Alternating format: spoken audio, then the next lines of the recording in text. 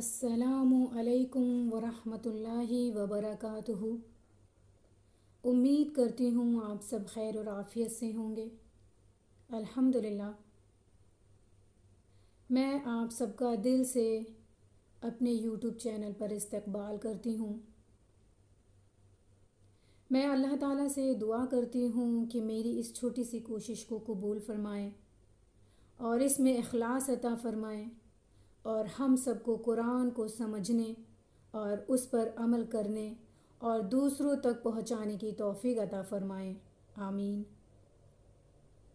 تو آج یوٹیوب میں میری پہلی ویڈیو ہے۔ انشاءاللہ میں آپ لوگوں کے سامنے قرآن اور سنت کی بات کروں گی انشاءاللہ۔ اگر آپ بھی میرے ساتھ اس سفر میں حصہ بننا چاہتے ہیں تو میرے چینل کو سبسکرائب کیجیے اور اپنی دعاؤں میں یاد رکھیے۔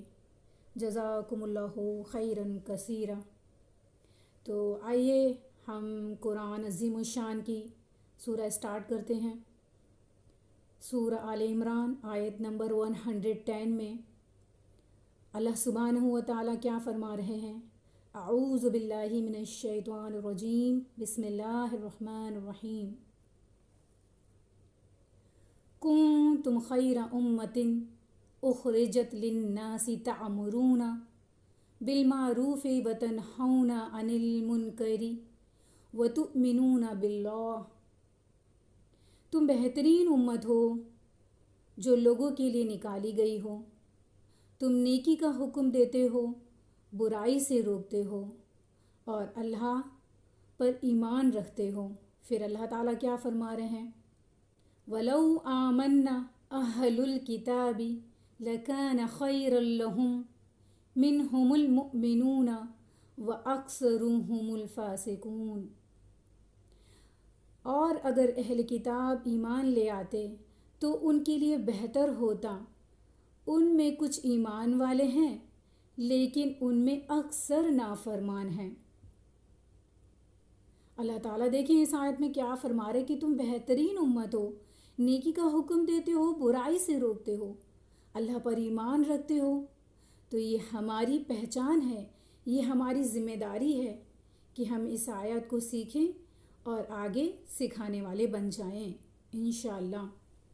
اب اس آیات میں اللہ تعالیٰ کیا فرما رہے ہیں؟ کچھ اہم جو فائدے اللہ تعالیٰ اس آیت میں فائدے بتا رہے ہیں۔ پہلا فائدہ کیا ہے کہ تم بہترین امت بننے کی شرط اللہ تعالیٰ فرما رہے ہیں۔ تو صرف نام کا مسلمان ہونا کافی نہیں ہے۔ اللہ نے بتایا کہ بہترین امت وہ ہے جو نیکی کا حکم دیتا ہے، برائی سے روکتا ہے اور اللہ پر سچا ایمان رکھتا ہے۔ اور پھر دوسرا فائدہ اللہ تعالیٰ اس میں کیا فرما رہے ہیں کہ دعویٰ ہر مسلمان کی ذمہ داری ہے۔ جہاں موقع ملے حکمت اور نرمی کے ساتھ لوگوں کو اللہ کی طرف بلانے اور اچھائی کی تعلیم دینا ہماری ذمہ داری ہے۔ پھر اللہ تعالیٰ تیسری فائدہ کیا بتا رہے ہیں اس آیات میں کہ برائی کو دیکھ کر خاموش نہ رہنا۔ اگر کسی برائی کو روکا جا سکتا ہو تو اپنی حیثیت کے مطابق اسے روکنے کی کوشش کرنی چاہیے، لیکن حکمت اور نرمی اور شریعت کے دائرے میں رہتے ہوئے۔